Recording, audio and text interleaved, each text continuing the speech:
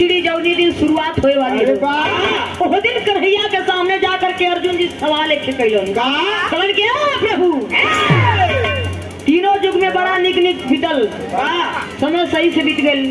लेकिन ये कलयुग शुरुआत होता, कलयुग में का होए कलयुग का हमके झांकी देखा था। इतनी बात जने समय कन्हैया जी सुनले हुए मुस्किया के कहलन का कहला मास्टर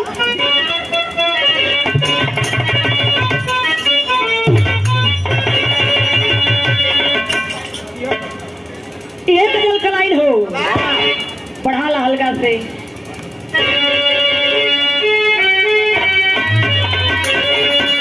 ये खुदा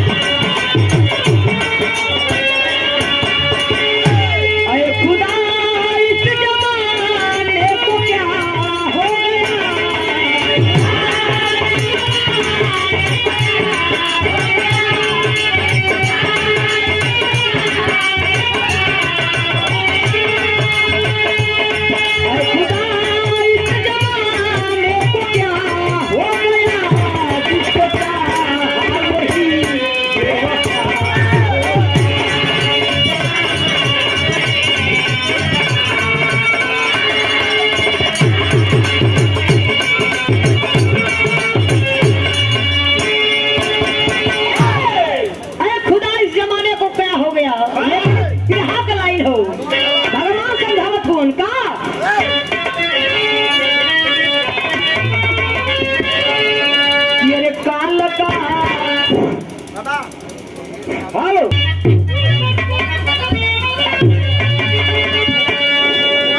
कन्हैया जी बताओ थोन अरे अंत द्वार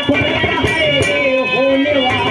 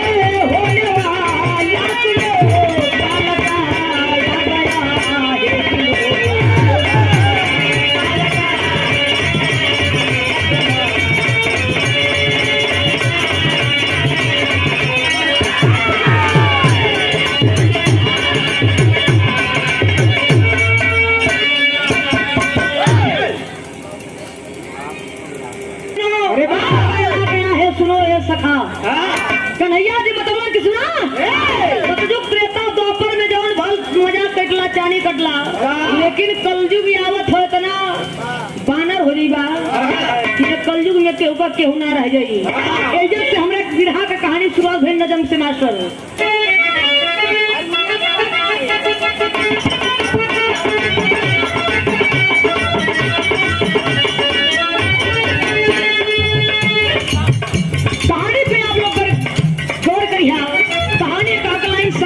समझ में आ जाएगी। भगवान कन्हैया जी बताओ सुनिए क्या कहना ये लुप्त हो जाएगी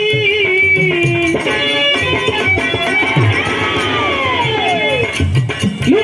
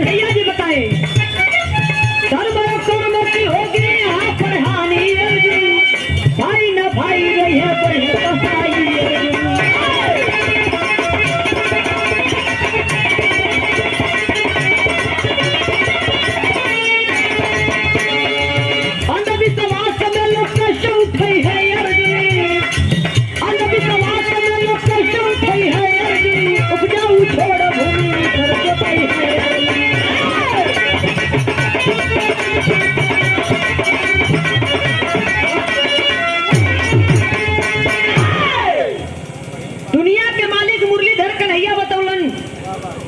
कि लुप्त हो जाएगी पुरानी मर्यादा अर्जुन, लोभ में लोग बदल देंगे इरादा अर्जुन। धर्म और कर्म की होगी यहाँ पर हानि अर्जुन, भाई न भाई रही यहाँ बनियन का भाई अर्जुन, कलयुग में आज देखे के मिलल हो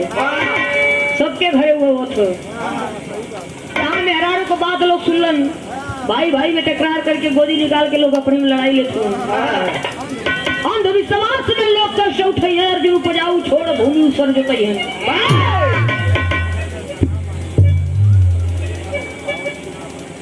कन्हैया जी बतौलन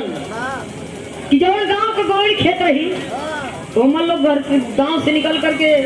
रोडे वाले खेते में पोखरी बनवा ली है। जो हम दादा परवाजा आजा के जमाने का छूटल है उसर खाभर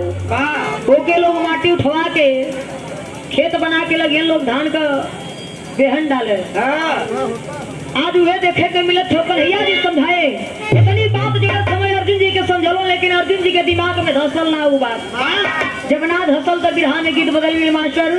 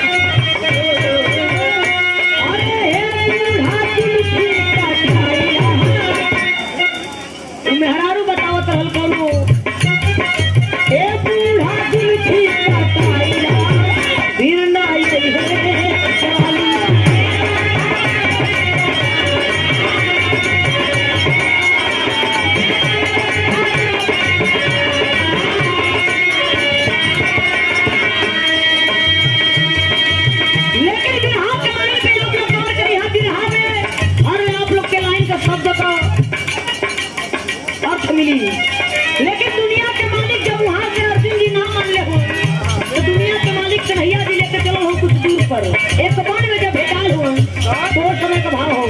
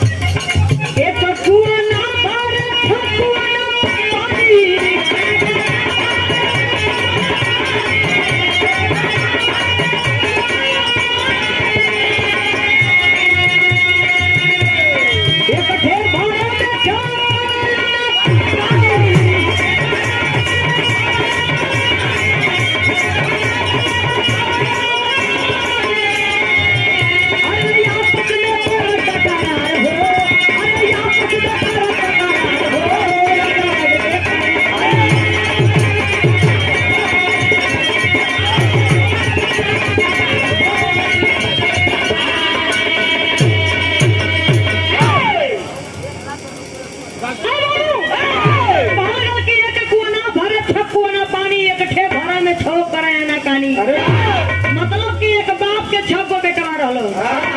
छह के पाल पोस के जब जवान कैलन, जब जवान भइलन तो जब बाप को बुढ़ौती आ गई, जब बाप खाट पर गिर गइलन तो बाप को खाए का अवस्था जब समय आ गई तो छह आपस में टकरार करत लो, छह आपस में मिल के झगड़ा कर कहा तू खियाऊ कह तू खियाऊ कह तू खियाऊ। जब अर्जुन जी देखलन कलन कि का हो तोरे कलकाल पारा में ही का कन्हैया जी कलन चली न कीमत माना मान जाई बतिया हमार काहे बजे पगला हुआ इहे कलयुग हो। कलयुग में केहू का केहू ना रह जाई। जौन मतारी अपने तन से बेटी बेटा के पैदा करियन उ भी ना उनकर रही हैं भूल नहीं कि हमार माई है कि बाप हो एहलिया बताओ लगल कि एक कुआं ना भरे थक कुआं ना पानी जी एक ठे भरे में छो करे आना कानी आपस में करे टकरार हो ये जरूर देखे भारी। जब वहां से कुछ दूरी पर और बढ़ल वो कन्हैया जी लेके अर्जुन जी के तो भय लगा बिरहा में तर्ज लेके मास्टर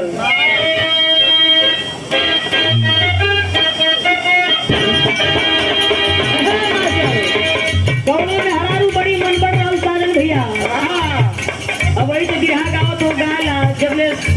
छुट्टा हुआ जब बांध दीवाना तो समझ में आ जाए। तुम्हें हरारू बताओ तो सैया हम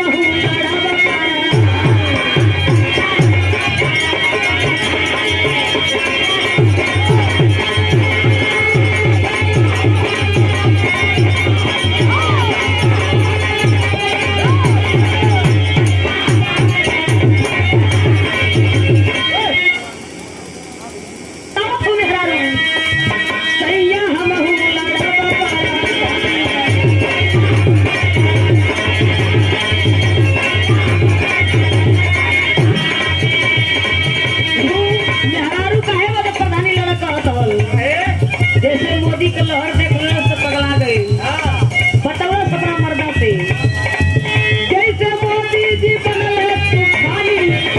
जैसे मोदी जी बनल है तूफानी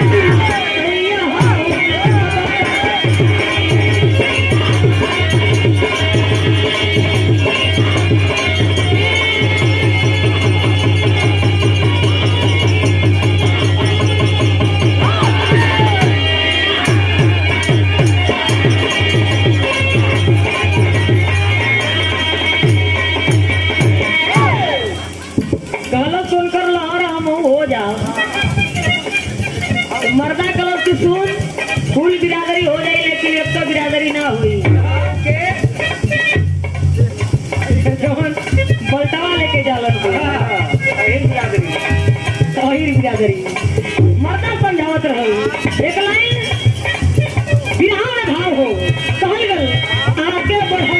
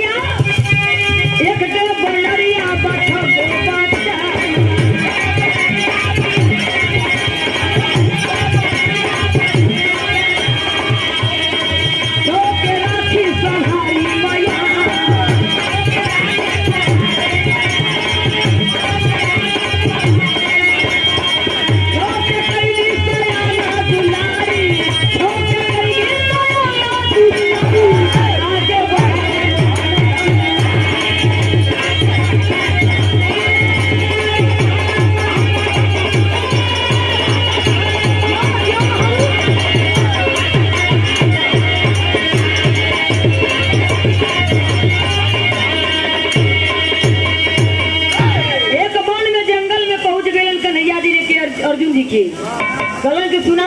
कलयुग को झाकी देखल हुआ तो पीछे पीछे मत निपका हमारे संगवा रहा।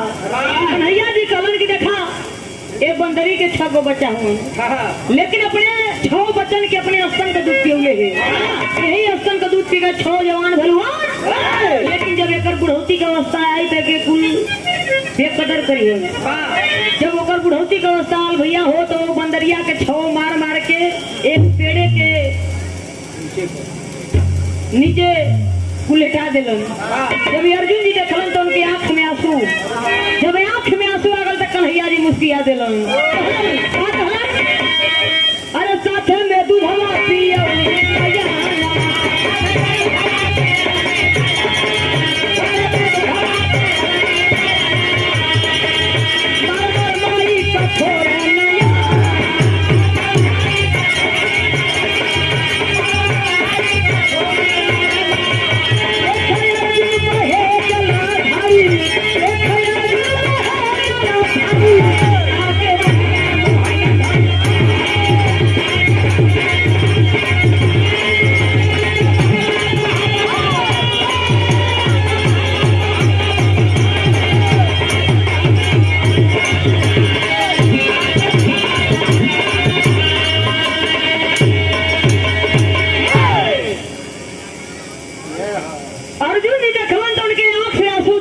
कलल की बार प्रभु बा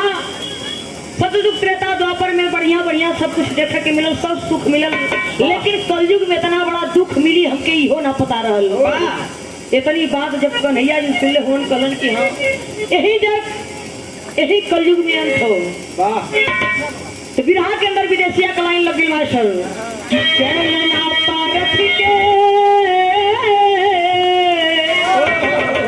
कि अरे मन नाही धीरवा हो कि अरे राजा वाली बतिया बतावल कन्हैया कलयुग में माई बाबू अरे बेटा जान मई है हो अरे करी है नया दरसा माधवल कन्हैया मरी है दाना पानी अरे बापू माँ करिया हो अरे बेटा बहू बहू जकरी है सुनवल कन्हैया। कलंग सुना जवन मतारी बाप के दिल में सपना हो कि हमारा बेटी हो जा, हमारा बेटा हो जा, लेकिन वह बेटी बेटा जब जन्म लिए हैं, जब जवानी के दहलीज पर हुई तो मतारी का कदर भूल जाए, सम्मान भूल जाए, दाना पानी बिना सुखवा के लोग मार दिए। इतनी बात जने समय सुनले होनी अर्जुन जी तो भैल का मास्टर आगे अजरज देखे अर्जुन, अरे आगे अजरज देखे अर्जुन अमुआ ने बुला हो तैयार, अमुआ के डाल ने बुला लगल ने बुला के डाल अमुआ ही बाबू हो कुछ दूरी पर गैलन तो देखले ने अर्जुन जी की आम ने बुलाए कहीं संगे फरल हो, लेकिन आम के डाल में ने बुला हो ने बुला के डाल में आम कभी अजरज देखले ने अर्जुन जी तो मुस्किया के कन्हैया से कलन की का हो अभी हो बताता इहो का होई कलयुग में बताओ थोन कन्हैया जी गीत हो मास्टर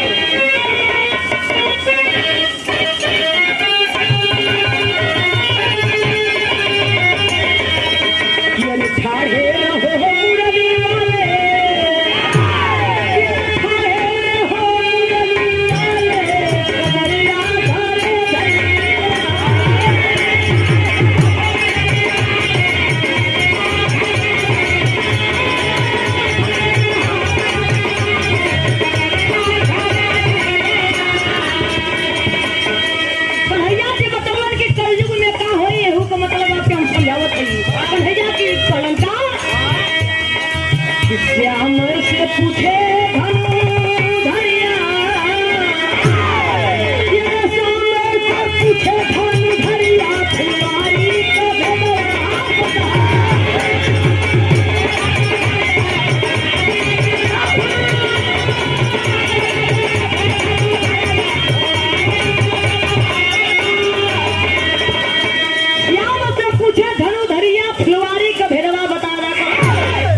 कलयुग में का करी कहां भगवान कि कलयुग में का होई आपके हम समझाओ थी भगवान बताओ तुम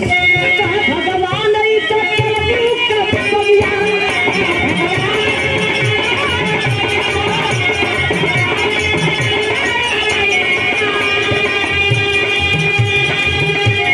जब तक पहचान करिए ये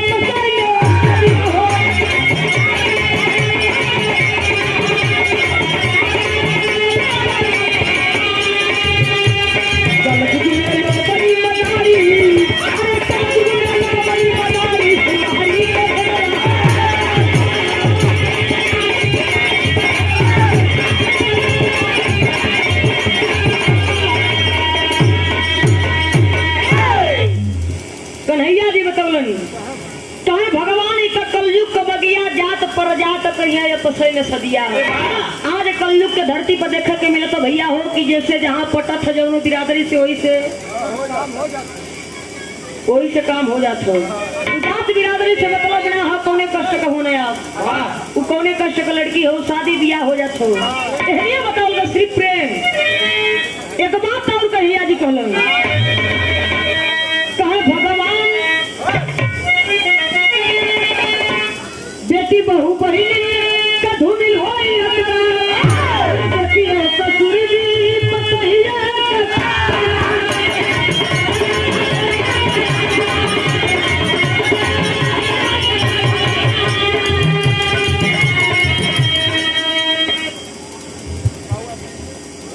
धूमिल होई तेरा देखिए ससुर जी पतैया का कजरा कलयुग में लोग बनी मदारी दुखवारी का भेदवा बताई जा। कन्हैया जी बतावन कि कलयुग में बहन बिटिया भी ना बची हन, घर ही गाँव करे हैं लेकिन नजर बुरी हो जाएगी। यह नजर बदल जाएगी कि हमारे बिटिया लगे इनकी बहन लगी है। इतनी बात जो समय कन्हैया जी समझा के लेके जब चलो उनके बिहार में तेरी के भाव होना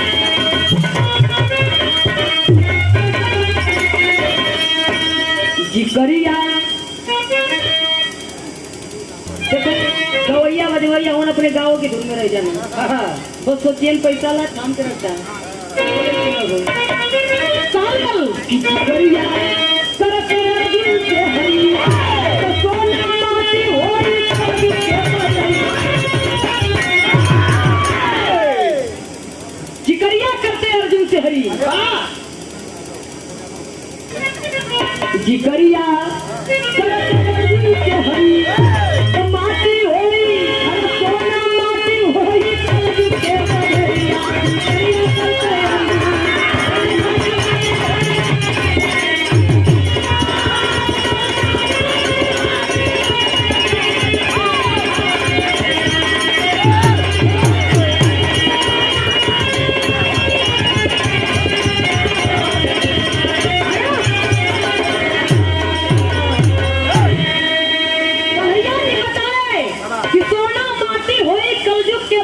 जिकरिया करते अर्जुन से हरी बिरहा में गीत लग गई मास्टर तो हो कि अरे कुछ दूरी पर देखे जब वहां से कुछ दूरी पर अर्जुन जी के वंश निकाल करके कुछ गांव की ओर लेकर हुए एक मंदिर पर और मंदिर पर दोनों जाने बैठ करके अपने आपस में विचार करते हैं। अर्जुन जी कन्हैया जी जब वहां पहुंचे तो चौकड़ा के भाव बताओ कुछ दूरी पर देखे अजर सुना है एक खबर एक मंदिर के भीतर चिड़िया बैठी रही जब तक पेट पर लिखे रहे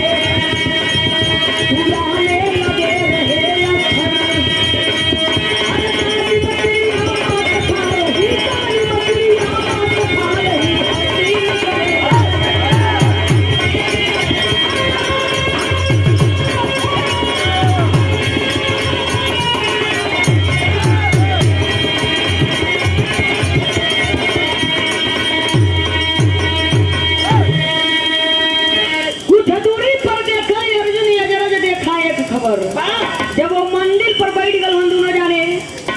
तो कन्हैया जी से कलन की प्रभु आज तो शाम आज के रात ही विश्राम हो जाओ। कन्हैया जी कलन की आपका जैसा इच्छा। कन्हैया जी का बात सुन करके अर्जुन जी जो समय लेकर हो बाबू हो देखलन की एक सुंदर मंदिर बा वो मंदिर पर बड़ी खूबसूरत चिड़िया कई बरिस कहे लेकिन ओकरे पंख पर राम राम लिखल हो वही जालिम चिड़िया मांस खाते जौनी मर जालिम चिड़िया के पंख पर राम राम श्री राम राम लिखल हो लेकिन वो जालिम चिड़िया मांस खात रहल काहे बड़े खात रहल मांस खा खा करके हड्डी को भगवान भोलेदानी के लिंग पर गिरावतल पिंडी पर जब ये अजरत देखलन अर्जुन जी खड़ा होकर कहलन क्या कन्हैया कलयुग का झांकी दिखाओ थोड़ा कि पाप करवाओ हुआ। कन्हैया जी मुस्किया के कहलन कि पगला मत एहू तो सुनला कि कलयुग में का हुई तो बिरहा में गीत लग गई मास्टर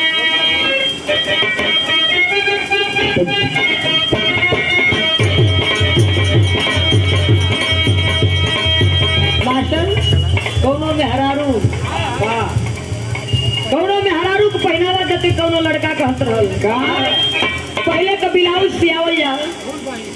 फूल बाजू को रहो और पूरे खलिता लगल हो लेकिन ये आजकल के फैशन के आजकल के जमाना के देखते हुए पूरे पीछे से पूरा सीन लोग लेकिन पहले का पहनावा कुछ और रहल आप का पहनावा कुछ और हो पहले का खाब कुछ और रहल लेकिन आपको पुलाव मलाई अब कुछ और हो लेकिन मेहरारू बताओ तो हो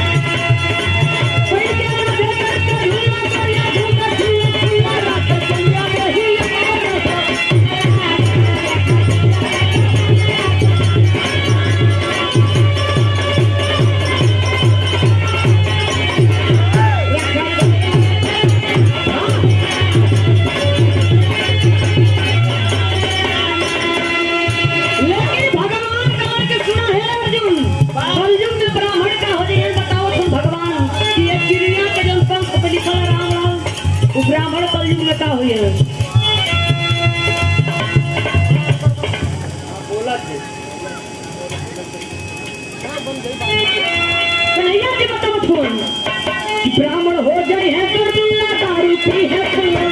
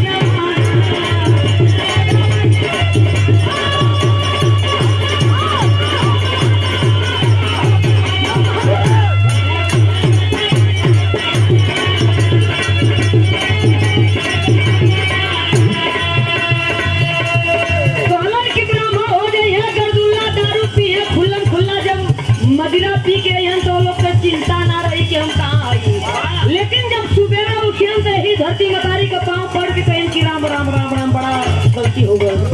ब्राह्मण लोग एक लाइन और भगवान बताओ पई के राम नाम के तोला भूमियन देखता के तोला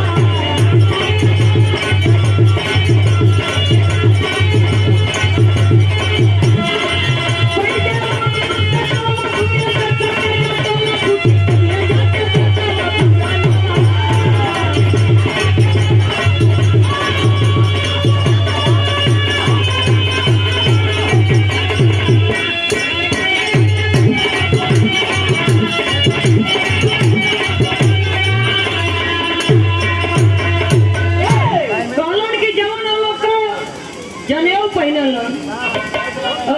चैनल वाले फुल भंग हो जाइए। भगवान की कोई के राम नाम का चोला घूमियन दस्ता के जा टोला कुटी टंगियन जाके बेदवा पूरा नवा ना जाऊं संकल्प छोड़ावत हूं मंगली चार पढ़त हूं जने पहन के घूमत हूं सब कुल खत्म हो जाइए।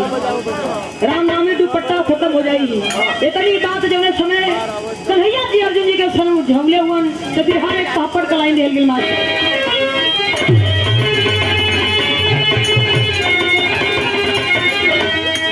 भगवान बताए एक लाइन की ऐसा जमाना आ जाई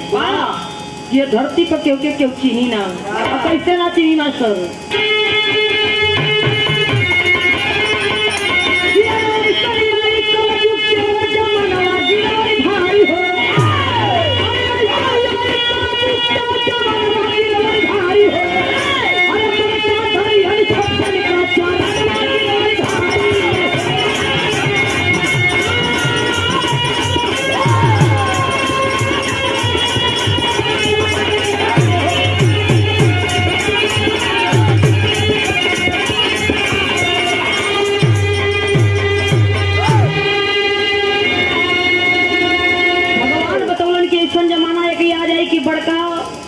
आदमी छोटकर लड़कन के गोड़ पकड़ लगी।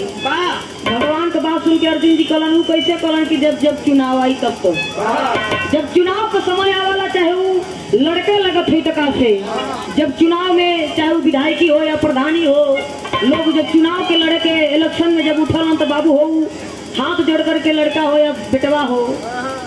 या भौजाई हो या बाप हो सबके सामने झुक जाने लोग इसलिए कन्हैया जी समझाए कि ऐसा ही है कलयुग के जमानवा गिरवरधारी हो। एक बात और कहलन कि अरे देखा माया नगरी नाच की मुस्काई हो तू ढेरिया में जात रहे तू बड़ी सब भारी हो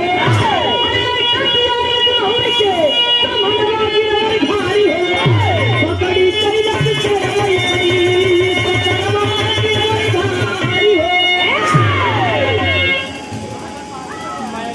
माया नगरी में लास्ट कलयुग का आखिरी अंत हो। कन्हैया जी बतौला कि माया नगरी में आपका कलयुग का झांकी है जब खत्म हो जाएगी। कन्हैया जी छुप करके अर्जुन जी की दिखाओ तो उनकी देखा ये दोनों सब है कहीं मतारी है कहीं बाप का बेटा हुआ लेकिन दोनों सब भाई हुए। जब माया रूपी लड़की जब माया रूपी जब देखले हो तो बाबू हो एक नारी के रूप पकड़ के एक औरत के रूप बना करके दुल्हन के जब सामने पड़ल तो मन से जो बड़का भयवा रहल वो नारी का रूप मोहित देख होल। रूप देख के जब मोहित भल हो तो एक बात कलश आल्हा के लाइन में कहना हो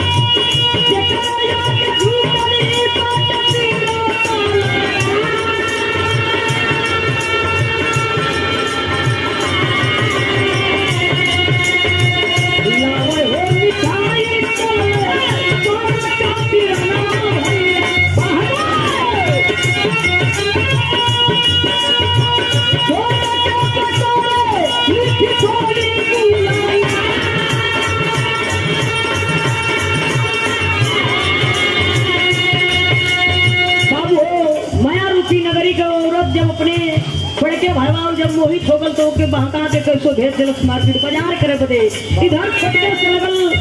और सब के मजाक करे कलश का कलश तो हरे भैया के हम झूठो को हथली रजऊ बहना तो हरे पतिया हमने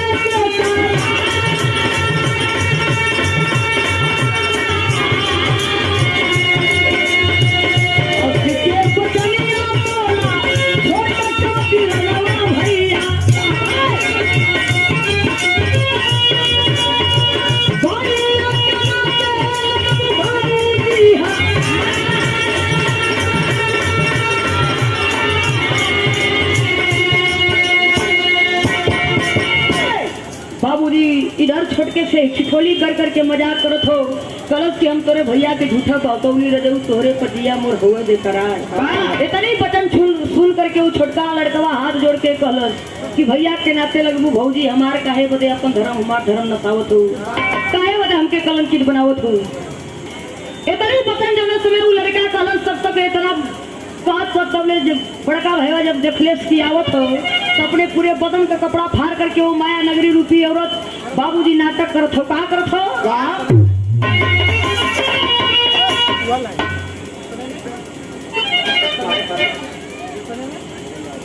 ये तने में आई गई और का पिराना भैया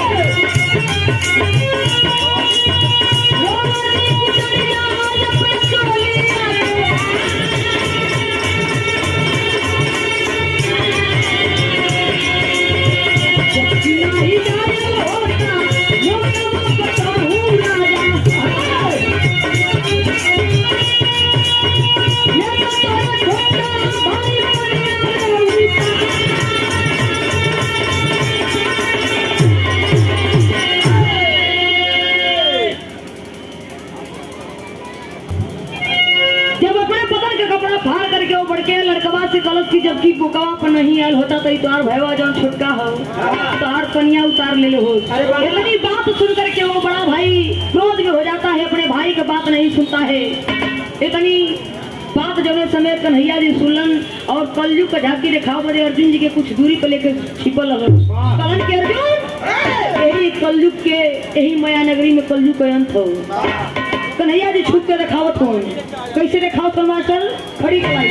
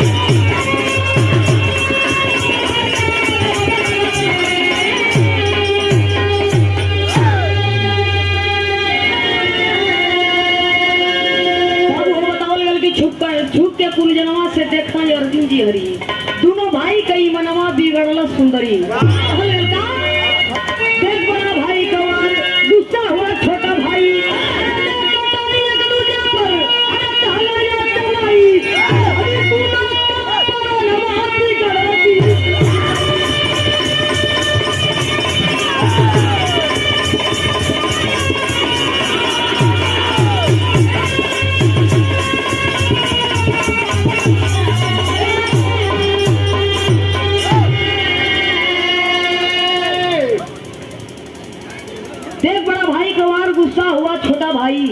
ले कटारी एक दूजे पर दहला या चलाई तो लेनी दोनों का परिणमा हो बिगड़ला सुंदरी। जब ये आपस में दोनों भाई टकरार करके धरती पर सही धारा जब ये शरीर के प्राण पर छोड़ू छोड़ के जब विदा हुईलन दोनों तो फिर वही माया रूपिया पर रूप बदल करके माया नगरी में चली जाती है। कन्हैया जी कलन देखे अर्जुन यही कलयुग का आखिरी हो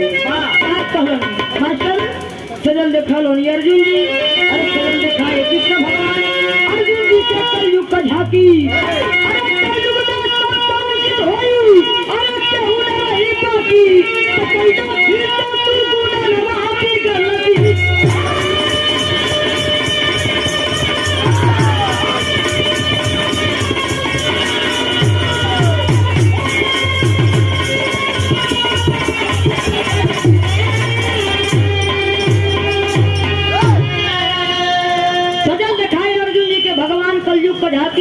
कलयुग में सब कलंकित होई केहू न रही बाकी तो करिया फिर से तू गुणनवा हो बिगड़ल सुंदरी। भगवान कलन की ये युग के बाद फिर युग जब कलयुग आई तो देखा के मार मत करिया। गुरु बिहारी गुरु गणेश